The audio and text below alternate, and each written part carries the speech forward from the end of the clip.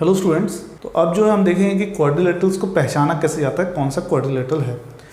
जब भी क्वाड्रिलेटरल्स के 4 पॉइंट्स दिए हैं, let's say the points of quadrilaterals are given as A B C and D, और इसके कुछ कोऑर्डिनेट्स दिए होंगे। मान लो यहाँ पे ए के कुछ कोऑर्डिनेट्स दिए होंगे, बी के कोऑर्डिनेट्स दिए होंगे, सी के कोऑर्डिनेट्स दिए होंगे और डी के कोऑर्डिनेट्स दिए होंगे। तो जब भी आपको ये चारों कोऑर्डिनेट्स दिए हैं चारों पॉइंट्स के, तो सबसे पहले ब्लाइंडली आप एक ऐसा बनाओ,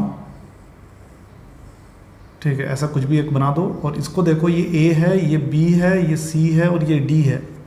तो सबसे पहले आप सारे साइड्स फाइंड करो, sides A B C D और ए डी, ये सबसे पहला काम। फिर दूसरा काम, आप डायगोनल्स निकाल दो। डायगोनल्स आपका एक हो गया ए सी और एक हो गया बी डी। ये 6 डिस्टेंस फॉर्मूला से ये 6 लेंथ्स आपको मिल जाएंगे। ये 6 लेंथ मिलने के बाद आप चेक करो पैरेललोग्राम कब होता है, फिर समझेंगे। पैरेललोग्राम होने के लिए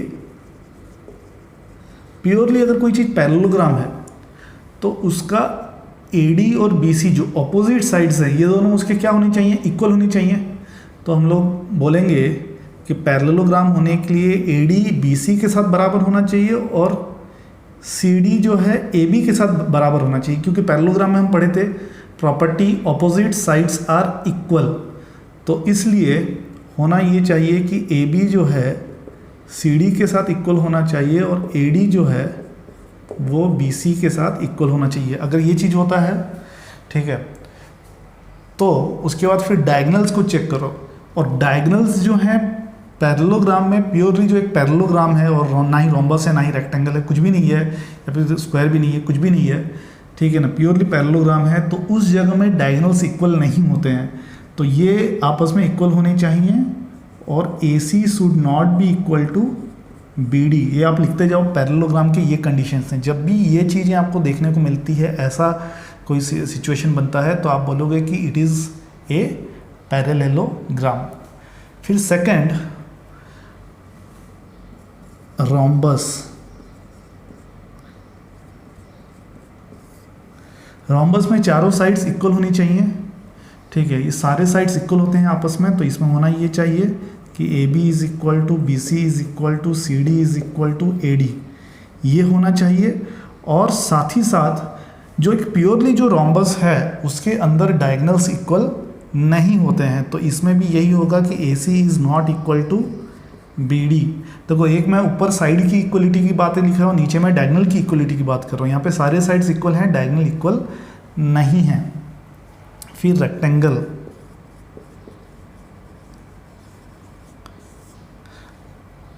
रेक्टेंगल में फिर से वही चीज़, AB आपका CD के साथ बराबर होना चाहिए, ऑपोजिट साइड्स आर इक्वल ना, AB CD के साथ बराबर होना चाहिए, BC AD के साथ बराबर होना चाहिए, ठीक है, और AC और BD ये दोनों आपस में बराबर होनी चाहिए। और फाइनली स्क्वायर, स्क्वायर में सब मतलब सारे साइड्स बराबर होंगे, AB is equal to BC is equal to CD is equal to AD, ये होना चाहिए। और साथ ही डायगोनल्स भी बराबर बैठना चाहिए, मतलब AC is equal to BD। तो ये कंडीशंस हैं, इन कंडीशंस को आप लिख लो, पैरेललोग्राम का, रोम्बस का, रेक्टेंगल का और स्क्वायर का। इसके साथ मैं काइट का भी कंडीशन लिखवा दे रहा हूँ। काइट में होना ये चाहिए, काइट में एडजेसेंट साइड्स इक्वल होने चाहिए, है ना, क्योंकि बहुत सारे केसेस बन सकते हैं। सारे केसेस को नहीं लिख रहा हूँ मैं, जस्ट इतना लिख दे रहा हूँ, adjacent sides should be equal, 2 pairs of adjacent sides, सारे पेयर्स नहीं होंगे, 2 pairs of adjacent sides should be equal. For example एक ही कंडीशन लिख रहा हूँ कि आपका AD जो है CD के साथ बैठेगा इक्वल और BC जो है AB के साथ इक्वल बैठेगा। अगर ये चीज़ होता है तो काइट इम्पॉर्टेंट नहीं है, आप चाहो तो इग्नोर भी कर सकते हो काइट को। AD जो है CD के साथ इक्वल बैठेगा और BC जो है AB के साथ इक्वल बैठेगा, ठीक है ना। अगर ये ना हुआ तो फिर ऐसा भी हो सकता है AD AB के साथ इक्वल बैठे और CD जो है BC के साथ इक्वल बैठे, तो ऐसा भी सिचुएशन हो सकता है। इसलिए ये तो हैं पक्के केसेस, इसको भी आप जान लो, ठीक है। अब जैसे इस क्वेश्चन में है, एग्जाम्पल 2 में देखते हैं। एग्जाम्पल 2 में आपका A जो है 1,7 दिया हुआ है, B जो है 4,2, C -1, -1, D जो है -4,4। बहुत ज़्यादा डिटेल में नहीं कर रहा हूँ, अदरवाइज क्योंकि एग्जाम्पल 4 और एग्जाम्पल 5 भी फिर करना ही है। तो देखो, अगर आप एग्जाम्पल के सॉल्यूशन ही अगर आप देख लो तो आप पाओगे कि AB इनको सॉल्व किया गया है, सॉल्व आप खुद कर लेना। AB, BC, CD और AD ये चारों आपस में बराबर बैठ रहे हैं, और साथ ही साथ ये भी हो रहा है कि AC और BD भी इक्वल हो रहे हैं, मतलब साइड्स भी इक्वल हो गए और डायगोनल्स भी इक्वल हो गए। तो उस जगह में हम लोग बोलेंगे कि ये जो है ये एक स्क्वायर बनेगा, ठीक है। देखो, इस कंडीशन के साथ फुलफिल हो ही रहा है ये वाला चीज़, ठीक है। तो बहुत ज़्यादा एक्सप्लेन करने का नहीं है इसमें, आप ये वैल्यूज़ जो हैं AB, BC, CD, AD का आप खुद निकाल के देख लेना, ठीक है। Next move on to example number 3। Example 3 तो कर लिए थे, next move on to example 4। Example 4 में देखो क्या दिया हुआ है। एग्जाम्पल 4 में दिया हुआ है कि find the relationship between x and y such that the point x, y is equidistant from the point 7, 1 and 3, 5। तो देखो एक पॉइंट है 7, 1 और एक पॉइंट है 3, 5, ठीक है। और हमको x, y जो है, x, y का दूरी 7, 1 से जितना है 3, 5 से भी उतना ही है। तो मैं इस पॉइंट को मान लो मैं A ले लेता हूँ, इस पॉइंट को मैं B ले लेता हूँ मान लो, ठीक है।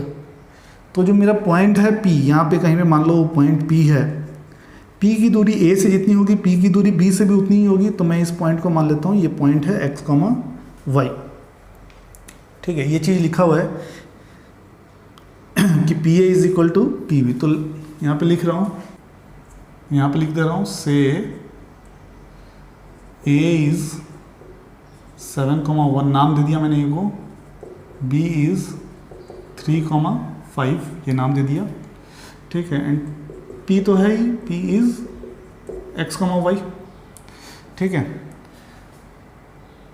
तो ये नाम मैंने दे दिया, तो उसके हिसाब से क्या होना चाहिए, P की दूरी जितना A से P की दूरी उतनी ही B से, तो इसलिए AP is equal to BP होना चाहिए। अब AP है क्या, A और P की दूरी को AP बोलेंगे, तो A और P की दूरी को कैसे लिखा जा सकता है। अगर मैं डिस्टेंस फॉर्मूला के हिसाब से लिखूँ तो डिस्टेंस फॉर्मूला के हिसाब से इस चीज़ को कुछ ऐसा लिखा जा सकता है, x - 7 का होल स्क्वायर प्लस y - 1 का होल स्क्वायर, है ना, ये AP होगा, x - 7 का होल स्क्वायर प्लस y - 1 का होल स्क्वायर। और BP क्या होगा, वैसे ही स्क्वायर रूट में x - 3 का होल स्क्वायर प्लस y - 5 का होल स्क्वायर, ठीक है ना। ये AP लिख दिया मैंने, ये BP लिख दिया, ठीक है। हमेशा इस तरह की सिचुएशन में हमें हमेशा क्या करना, स्क्वायरिंग बोथ द साइड्स करना अगले स्टेप में, ताकि आपके दोनों स्क्वायर रूट के सिंबल हट जाएंगे। स्क्वायरिंग बोथ द साइड्स करेंगे तो स्क्वायर रूट के दोनों, यहाँ से स्क्वायर रूट हटेगा और ये कुछ ऐसा बन जाएगा। फिर क्या करना है ऐसे सिचुएशन में, हमेशा फिर एकदम A - B का स्क्वायर का फॉर्मूला लगा देना। बहुत लंबा चौड़ा बनेगा पर एकदम संयम के साथ सब चीज़ों को लिखना। जैसे x - 7 का स्क्वायर क्या होगा, x² + 49 - 14x, ये मैंने सिर्फ x - 7 का स्क्वायर को ओपन किया। फिर y - 1 का स्क्वायर क्या होगा, y² + 1 - 2y, ठीक है ना। फिर इज इक्वल टू, फिर x - 3 का स्क्वायर, x - 3 का स्क्वायर होगा x² + 9 - 6x। फिर y - 5 का स्क्वायर, y² + 25 - 10y। और देखो एक चीज़, बिल्कुल जैसे मैंने लिखा, एक एक चीज़ को अब इसका लिख रहा हूँ, अब इसका लिख रहा हूँ, क्लैरिटी ऑफ थॉट प्रोसेस आपके पास भी होना चाहिए। उसी तरीके से ही आप करना इसको, क्योंकि अगले स्टेप में क्या होगा, बहुत सारी चीज़ें कैंसिल हो जाएंगी और ये बिल्कुल छोटा सा बन जाएगा। जैसे एक्स स्क्वायर यहाँ पे है, यहाँ पे एक्स स्क्वायर कैंसिल होगा, हर क्वेश्चन में ऐसा होगा। वाई स्क्वायर और वाई स्क्वायर भी क्या हो जाएगा, कैंसिल हो जाएगा। फिर सारे एक्स और वाई को एक तरफ ले जाओ और सारे कॉन्स्टेंट्स को दूसरी तरफ रखो। ठीक है, यहाँ पे -14 है एक्स है, -14x को -14x रहने दो, और यहाँ से -6x को जब इधर लेके आओगे तो ये बन जाएगा +6x। यहाँ पे -2y है, -2y को रहने दो ऐसे ही। यहाँ से -10y को जब इधर लेके जाओगे तो ये बन जाएगा +10y। फिर ये जो नंबर्स इधर के हैं पहले उनको तो लिख दो, 9 + 25, और इधर से दो कॉन्स्टेंट्स उधर जाएंगे, +49 और +1, तो ये -49 हो जाएगा और ये -1 हो जाएगा। ठीक है, फिर अगले लाइन में इसका अगर हम ये करेंगे तो ये -8x और ये क्या होगा +8y = 34 -50, ये दोनों को ये किए। ठीक है, फिर -8x + 8y = -16। अगर मैं -8 से डिवाइड करूँगा तो ये मेरे को मिलेगा x - y = 2, अगर मैं -8 से डिवाइड करूँगा। तो this is the relationship between x and y। यहाँ पे पूछा था कि find the relation between x and y, तो this is the relation between x and y for which x, y is equidistant from a and b। अभी समझने वाली बात है, ये जो है, ठीक है ना, अगर यहाँ तक आपको समझ में आ गया तो जो आगे बोल रहा हूँ उसको आप चाहो तो इग्नोर भी कर सकते हो, लेकिन एक बहुत ही काम की चीज़ बोल रहा हूँ, सुनो उसको आप। ठीक है ना, यहाँ पे मैं आपको एक कंसेप्ट इंट्रोड्यूस करना चाहता हूँ परपेंडिकुलर बाइसेक्टर का। ये मैं तब भी कराऊंगा जब हम थोड़े से टफ क्वेश्चंस करेंगे। ठीक है, परपेंडिकुलर बाइसेक्टर क्या होता है कि ये जो x - y = 2 है, ये एक लीनियर इक्वेशन इन 2 वेरिएबल्स है। ये लीनियर इक्वेशन इन 2 वेरिएबल्स जो है, obviously this represents A line, क्योंकि मैंने आपको पहले ही बोला है कि linear equation in 2 variables represent a line. तो दिस रिप्रेजेंट्स ए लाइन, और ये लाइन एक्चुअली कौन सी बनेगी मैं आपको बता देता हूँ। ए और बी, देखो यहाँ पे देखो अभी गौर से, ए और बी को ज्वाइन करने वाला जो लाइन है वो लाइन नहीं, उसका परपेंडिकुलर बाइसेक्टर, ये जो लाइन आप देख रहे हो ये स्मॉल l, ये जो लाइन है, ये लाइन क्या है, this is a perpendicular bisector. किसका परपेंडिकुलर बाइसेक्टर, ए बी का। ठीक है ना, ए बी का परपेंडिकुलर बाइसेक्टर। ठीक है, तो ए बी का perpendicular bisector is represented by x - y = 2। इस पे कोई भी आप पॉइंट लो, मैंने इतने सारे इस लाइन के ऊपर जितने भी पॉइंट्स हैं, कोई भी पॉइंट लो आप पाओगे कि this is equal to this. तो जब बोला जाता है कि P is a point which is equidistant from 7,1 and 3,5, that means there are many such P's। ठीक है, नॉट जस्ट वन P, ऐसा कोई एक ही पॉइंट नहीं है। There are many P's which represent this condition where P is equidistant from A and B, and the collection of those points forms a line which is said to be the perpendicular bisector of AB। क्योंकि इस question में AB दिया है तो that is the perpendicular bisector of AB। फिर से बोल दे रहा हूँ कि जब मैं बोलता हूँ कि P जो है x, y ये दोनों से इक्विडिस्टेंट है, तो ऐसा एक अकेला पॉइंट P नहीं मिलेगा, ऐसे कई सारे पॉइंट्स मिल सकते हैं अपने को, और उन सारे पॉइंट्स को अगर आप साथ में रख दो तो आपको एक लाइन देखने को मिलेगा, वो लाइन ही है परपेंडिकुलर बाइसेक्टर। और किसका परपेंडिकुलर बाइसेक्टर है, ए बी का। तो अगर ये क्वेश्चन को इनडायरेक्टली ऐसे भी पूछा जा सकता है, find the equation of the perpendicular bisector of A B where A is 7,1 and B is 3,5। तो जैसे मैं फिर से बता दे रहा हूँ, ये क्वेश्चन प्रॉपरली लिख दे रहा हूँ, find perpendicular bisector of A B where A is 7,1 and B is 3,5। अगर ये क्वेश्चन भी दिया जाए तो एग्जैक्टली यही सारे स्टेप्स करने हैं, एग्जैक्टली यही सब चीज़ लिखना है, और फाइनली जो आंसर मिलेगा दिस इज, हम लोग बोल सकते हैं yes, x - y = 2 is the perpendicular bisector of A B. I hope this is clear. अगर क्लियर नहीं भी है तो चीज़ें तब क्लियर होती है जब सामने क्वेश्चंस खड़ा हो जाता है, तब चीज़ें क्लियर हो जाती हैं। तो फिलहाल अगर नहीं भी है तो जब क्वेश्चंस देखोगे तब ज़्यादा क्लियर हो जाएगा। और अगर आपको करना है तो मैं क्वेश्चन दे देता हूँ, find the perpendicular bisector of A B. मैं ये नंबर्स चेंज कर दे रहा हूँ, आप चाहो तो मुझे व्हाट्सएप कर सकते हो इसके आंसर, मैं फिर बताऊँगा सही है कि गलत है, या फिर आप किसी से चेक करवा लो। -3,7 और ये लेट से 2,8, ठीक है। इसका find the perpendicular bisector of A B where A is this and B is this. इसका परपेंडिकुलर बाइसेक्टर निकालो। जो भी आंसर आ रहा है आप चाहे वो कमेंट में डालो, चाहो तो व्हाट्सएप करो, चाहो अपने टीचर से चेक कराओ और देखो। फिर अगर आपने आंसर सही लिखा है मतलब आपको चीज़ें समझ में आ गई हैं। अब आ जाओ एग्जाम्पल 5 पे दिया हुआ है, find a point on the y axis which is equidistant from the points A and B. A दिया है 6,5, बी दिया है -4,3। तो फिर से ए दिया है 6,5 और बी दिया है -4,3। ये ए है, ये बी है और यहाँ पे कहीं पे एक पॉइंट है, ठीक है, which lies on A point है जो वाई एक्सिस पे है। ये पॉइंट वाई एक्सिस पे है। अगर कोई भी पॉइंट वाई एक्सिस में होता है तो उसका जो एक्स कोऑर्डिनेट होता है वो 0 होता है, ठीक है ना। वाई एक्सिस पे एक्स कोऑर्डिनेट 0 होता है।